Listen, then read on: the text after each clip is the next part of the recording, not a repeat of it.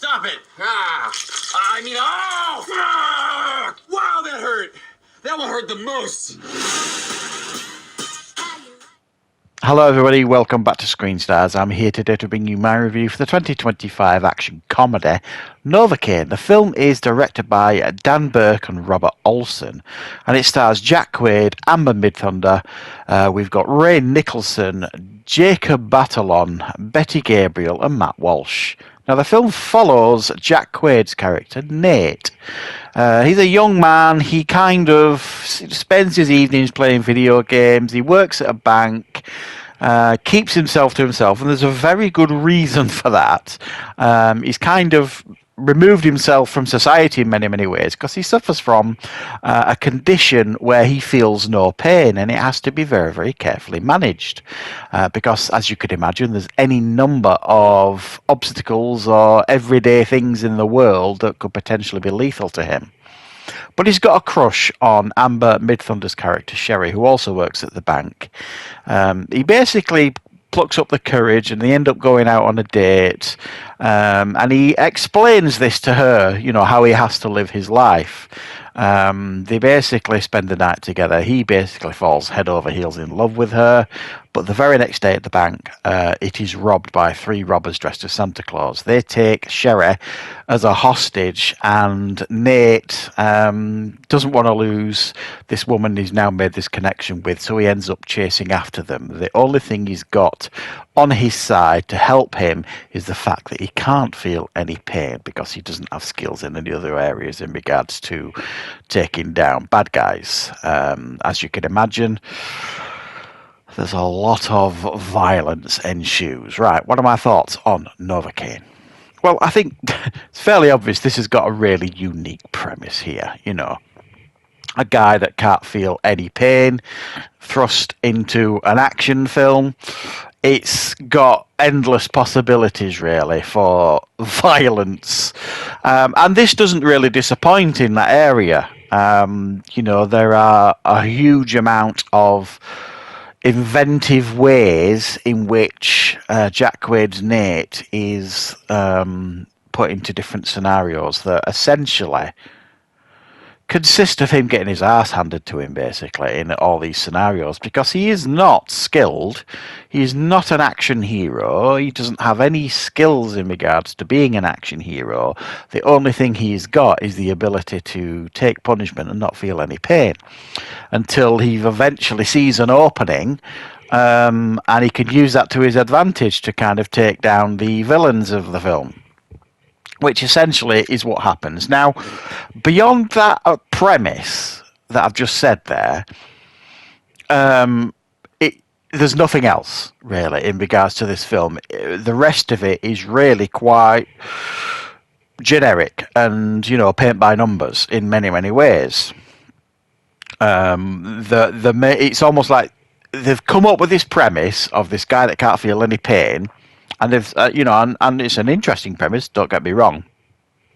And they said, right, we can put him all these different scenarios. You know, we can put a gun in a fryer that he's got to put his hand into. You know, we can do this. We can you can send him to a house that's booby trapped, and he gets hit with all these booby traps. It'd be hilarious. You know, someone can torture him, and he won't feel any pain, but he's got to pretend he feels pain. And you know, they've sat and come up with all these interesting premises for him for this unique thing that he can't feel pain, but they didn't put a great deal of thought into anything else. So the villains here are very, very generic and uninteresting. There's two cops that are basically chasing him that are like every other cop that you see in a movie like this. Completely and utterly forgettable and not memorable, really, in any way. He's got a friend that he plays games with on the internet that he kind of pulls into the scenario that is played by serial best friend, you know, Jacob Batalon, who you've seen every other film he's ever really done. He plays similar character, you know, the relatable best friend sort of thing. You know, so what I'm trying to say is, if you go into this film understanding that the major premise here is him using inventive ways to use his "I can't feel pain" thing in different scenarios with bad guys, and in quite graphic ways at times as well.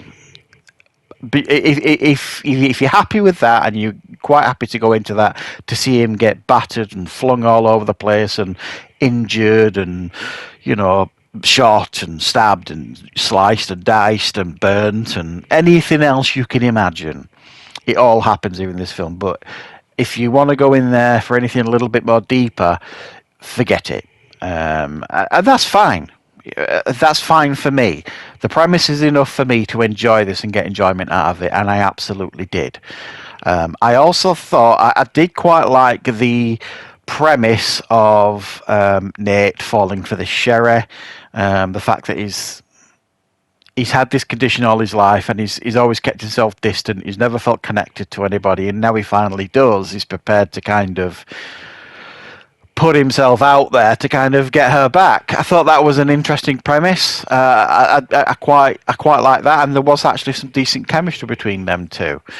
But like I say, beyond that, it's about as deep as a puddle, the film, really, and I suspect it's not what you would describe as. I don't know if memorable's the right word. You know, you don't come out of this film thinking, "Ooh, that's one of the best action films I've seen for the last 5 years" or something like that. No, it's a fairly generic action film with a core premise of this chappie that can't feel pain. Now, Jack Quaid, I've a lot of time for. I mean, I'm a big fan of his dad, and if you don't know, his dad is Dennis Quaid. I think Jack Quaid is really making his mark now. He's really stepping out from the crowd, and I do think that there's great potential here for Jack Quaid to go on and do great things. He's got great charisma. The camera likes him. You know, I think. You know, and you can see him doing really, really well. I think he does really well in this. Interestingly, as well, Jack Nicholson's son is in this film. Ray Nicholson. He plays, I suppose, the chief villain of the piece. Unfortunately, though, he is given very little to do that's interesting in this film other than play the generic villain, which I think is a bit of a shame. I would hope they could probably have given him a little bit more and given him something, you know, Jack Quaid's character, a bit more interesting to go up against. But I mean, you know, let's be honest, quite a lot of the times we don't go into action films to see a character piece or anything like that. You go into these films to kind of be entertained, and I think this certainly does it to a very acceptable level. You know, I was certainly entertained. I was hoping it would maybe do something else that kind of made it more memorable, you know, more, I don't know, one of those action films that you look back on in a decade and think, "Oh, I remember that. That was a good action film." And unfortunately, I think it's not going to be one of those. It's probably going to be one of those that kind of fades away in the next couple of years, and you know, nobody's, you know, gonna be shouting about as a classic or anything like that. And that's, I suppose, what I'm getting at. It won't be remembered as a classic, unfortunately. Like I say, there's nothing else really to recommend in the film other than its premise.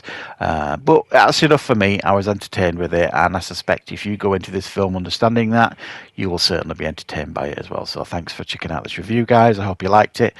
I'll, of course, be back with plenty more content on the channel very, very soon.